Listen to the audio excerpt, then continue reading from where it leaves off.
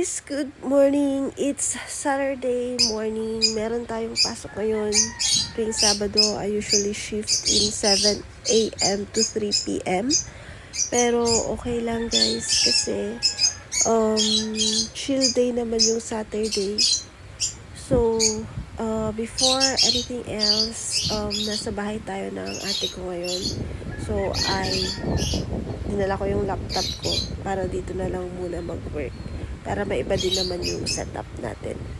So, kakatapos lang nung bagyo kagahapon. And kung mapapansin nyo, gusto ko dito sa bahay nila kasi napaka aliwalas. And alam nyo yung mararamdaman nyo talaga yung hangin. Kasi nga, dun sa likuran nila is ilog na siya. So, malamig yung hangin talagang, mararamdaman mo yung lamig ng hangin. May lovebird siya guys kasi mahilig siya sa mga alaga-alaga. And meron din siyang sari-sari store. Ayan, nagbenta ako ng konti just to help. Kasi ano pa naman yan, hindi pa masyadong busy sa work. And for today's video guys, it's more of magluluto siya ng magluluto. Hindi ko alam kung anong mga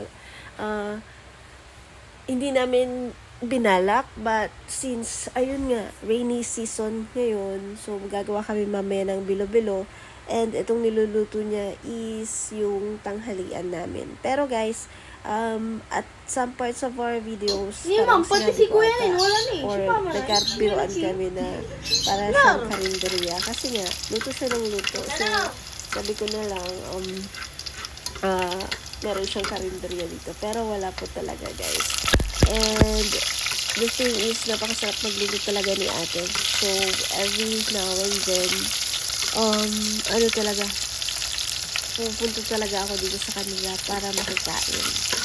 So, okay lang din naman yun. Kasi nga, kapag nasa bahay lang din ako, mag-isa lang ako, diba? So, at least kapag andito ako, meron akong mga nakakausap, tapos may mga naririnig ako. Pagkakaroon ako ng ibang environment. So, yun. Eto guys, ang niluluto niya ngayon is mechado. Mechado or caldereta. So, hindi ko alam. And, dito sa part na to, inumpisahan niya ng gawin yung bilo-bilo natin. Ewan ko kung anong tawag nyo sa bilo-bilo. Pero kasi merong iba't ibang tawag dito sa amin. Say for example, tinatawag namin tong kiniler or kaya tambo-tambong. So, yun yung mga tawag namin sa bilo-bilo. And, masarap kasing kumain ng bilo-bilo kapag umuulan, guys. Hindi to yung usual or typical na ginagawa or hinahanda natin. Kasi nga, medyo madami siyang process or madami siyang kailangan pag iluluto. Pero kapag kunwari may cravings ka din talaga, it's worth it din. So, akala nyo lang guys, hindi ako nag-work. Pero nag-work ako nito. So, kasi, ayun, nasa laptop ako nito. Ayan. So,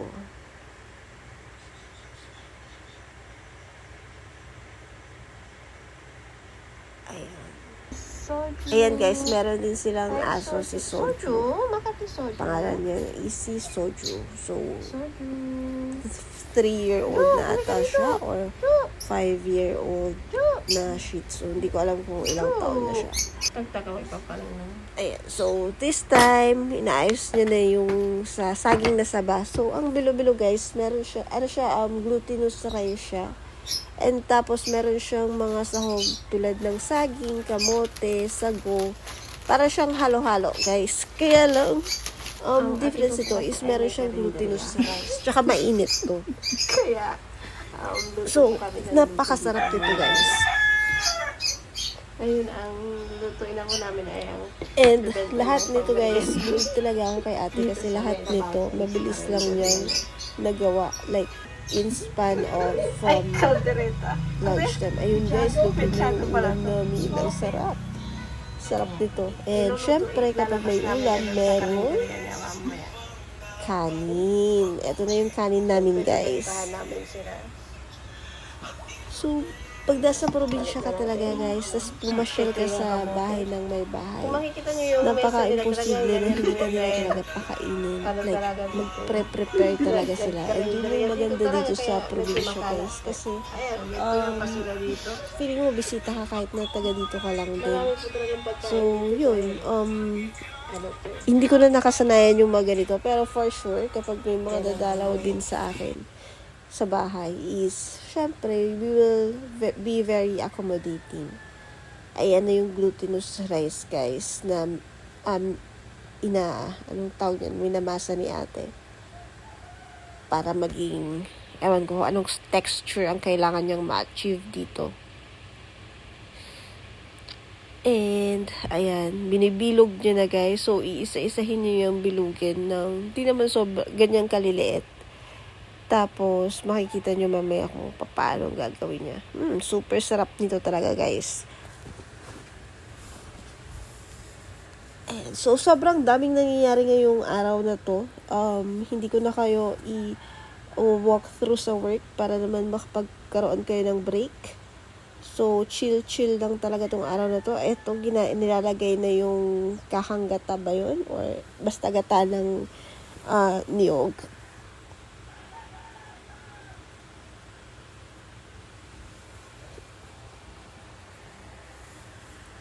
Ayun. Tapos, eto, nilalagay niya na isa-isa kasi pinapakuluan niya na or pinapainit niya na yung tubig na may gata ng niyog. Tapos, ayun, ilalagay niya isa-isa. Actually, nagbablog talaga sila dito. Like, nag-take over na sila. Kasi nga, nagwo-work na ako. Hindi ko alam kung nagsasalita sila dito or ano. So, kung sakaling meron kayong double na voice na naririnig, malamang sila yon. Nakapaluwag na. Hindi sa urapan namin. Ayan, so isa-isa niyo yung ilalagay guys.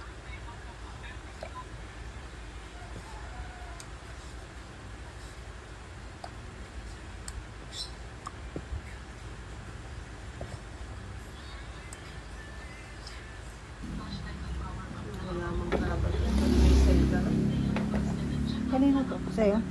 Ayan, so dito sa part na to, ano na siya, nilagay niya na ulit sa tubig, sa apoy yung ating glutinous rice. And ito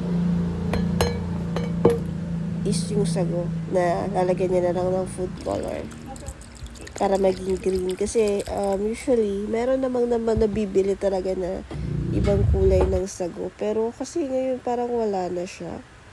So, gagamit na lang tayo ng food color. Kasi kakaiba din siya kapag yung bilo-bilo ay makulay. Kasi Like for me, kapag kunwari Pasko, Christmas, I usually Okay. Ano na ang susunod natin gagawin? lalagyan na po natin siya ng sugar. Yung sugar, depende na po yan sa taste niyo kung gaano siya kadami. Pero sa akin, lalagyan ko siya ng 3 scoop ng ganitong panghalo. Tingnan natin yung sugar.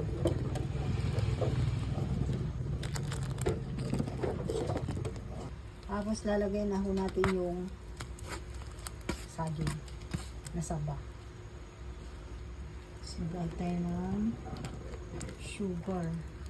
Na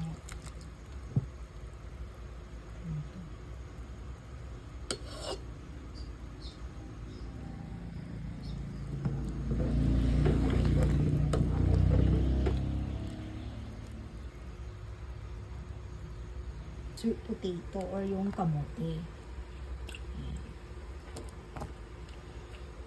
Ayan natin siya para ma-absorb na ng kamote yung sugar. Ano siyang lasa. Hindi siya matabang pag kinain natin yung bilo-bilo. Ayan. Ayan na ulit. Tapos ang sugar.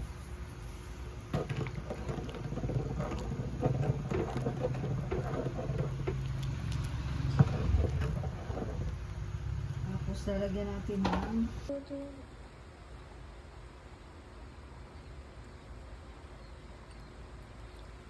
lalagyan siya ng food color para mag-green yung ating sago.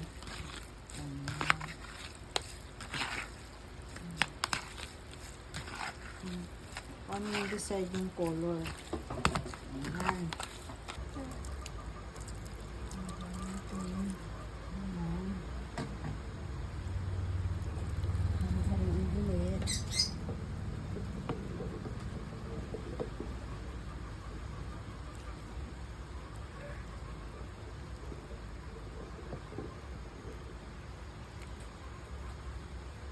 Tapos mamaya lalagyan na natin. Ayun guys, so sa part na to, nilagay niya na yung kakang gata, no?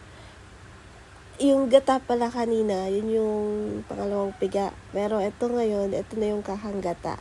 So, yun. Ayun guys, malapit na siyang maluto. Ang sarap talaga nito. Ay, nako. Ito talaga yung the best na Saturdays. Lalo na kapag may nagluluto para sa'yo. Dito na ang ating Ayan guys, bilog. apaw-apaw pa siya. Kasi sobrang dami. So, magbibigay din tayo sa mga kapitbahay, ganyan. Ayun guys, so eto, dito na matatapos yung vlog ko for today's video. Actually, 5 a.m. to the next day kasi luluwas kaming pa Manila dahil may bibisitahin kaming kamag-anak na namatay. So, ayun lang. Thank you for watching guys. Click, share, like, and subscribe.